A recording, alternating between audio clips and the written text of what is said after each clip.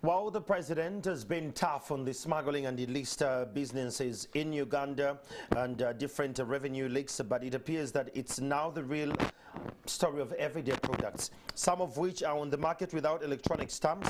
Now, to speak to us about this and more, we have Mr. Ian Romanyika, the Acting Manager Corporate Affairs at the Uganda Revenue Authority. Good morning, Ian. Good morning. Well, it's exciting to have you here today. First of all, let's talk about illicit business. Our borders are porous at some point. How are we holding up when it gets to issues of smuggling? Well, thank you, Andrew, and good morning, viewers. I must say that illicit trade is a threat to revenue, and we're working hand in hand with different agencies to make sure that we curb smuggling of products into the country. But also the good news is that this has drastically reduced because of the processes that we put in place. You know very well that in 2019 we introduced what we call digital tax stamps for gazetted products that we think that should have stamps before they enter the country or they go out of the country. And we're working hand in hand also with the revenue authorities in the region to make sure that we increase on electronic cargo tracking systems, making sure that we know where the goods are at a time and who has brought in goods at that particular time. So we've seen drastically smuggling reduce, though of course we have had issues of porous borders where traders use panniers to bring in goods, especially those goods that are on demand. We have seen goods like sugar, salt, rice, that have easy demand on the market increase in terms of smuggling, and cigarettes, yes, as you said. But that has drastically reduced after we introduced digital tax stamps. Okay. What modalities are you using to enforce on those porous borders and the panniers? One is that we have a whistleblowing policy. Okay. That's better now. We had to work with the community to monitor the cross-border trade and also the porous borders. So the whistleblowing policy has enabled us to get information in time, which we investigate and then intercept those smuggled products. For example, last financial year alone, through all this working with the communities and getting information, we intercepted over goods worth 3.5 billion shillings. And that those are outside the control measures that we have put in place. But that said, is that we have sensitized the audiences or the public, the taxpayers, to know that this is against their health, this is against their market competition. It increases unnecessary competition to the market. And also it puts a burden on those that actually genuine, because they are paying tax and these ones are not paying tax. Because you know the smuggled goods usually are on a lower cost in the market. So yes, working with the communities, 5% whistleblowing policy, that when you give us information, we pay you 5% on the revenue we have collected. But that said, is that I think it's a joint effort. We've worked with UPDF, worked with NDA, we worked with other authorities like UNBS to make sure that we do joint operations and gather intelligence information that informs us who are those that are smuggling in these products. But also we have issues of the waters.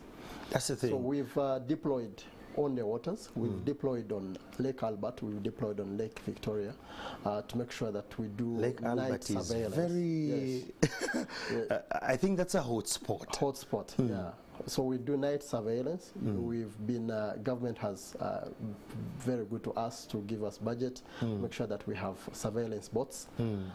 So our teams are really on 24-hour surveillance to make sure that we curb down I must say that COVID-19 has also affected us because we've been very nice to the traders. Very nice.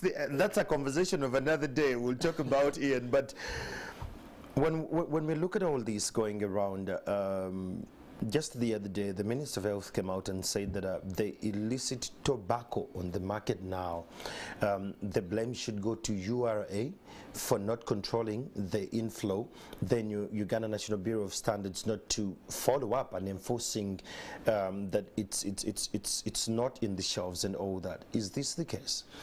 I think I usually avoid the blame game.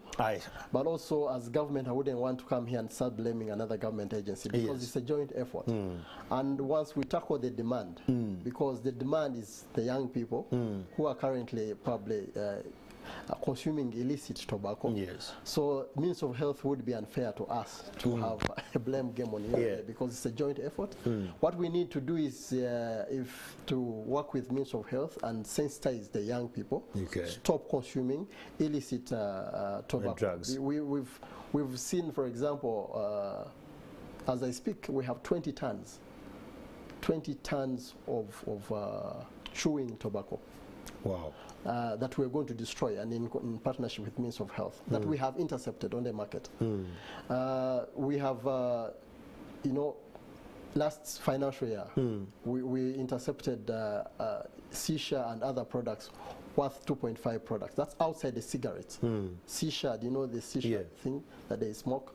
So that joint effort that we are doing with other authorities should be joined with Ministry of Health to sensitize now the young people that this illicit tobacco smoking, because I call it illicit tobacco, because you're smoking tobacco that is illicit and is not regulated, then it will cause more harm to your health. Once we tackle on the demand, then it will not make business case, because the demand is now amongst the young people.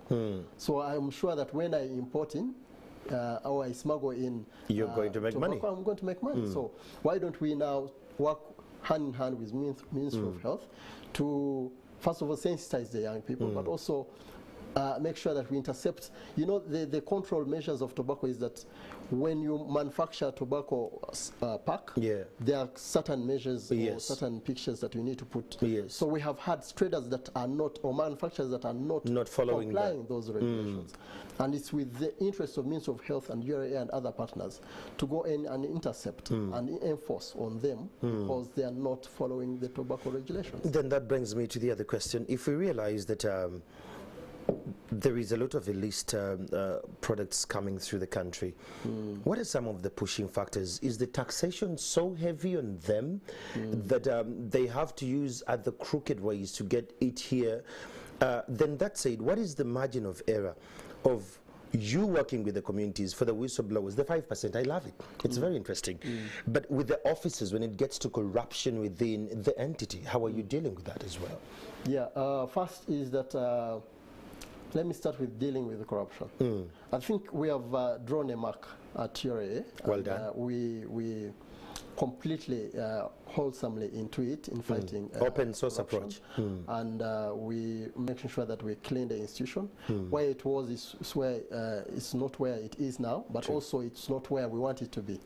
So we I think trying to make sure that we work hand in hand with the different agencies to integrate, and also make sure that we have systems in place, controls in place, to reduce on corruption. But also we call upon the audiences out there, the taxpayers, to stop enticing our collectors. That's, I really want you to look in the camera so that they get this straight. This is your camera, This one.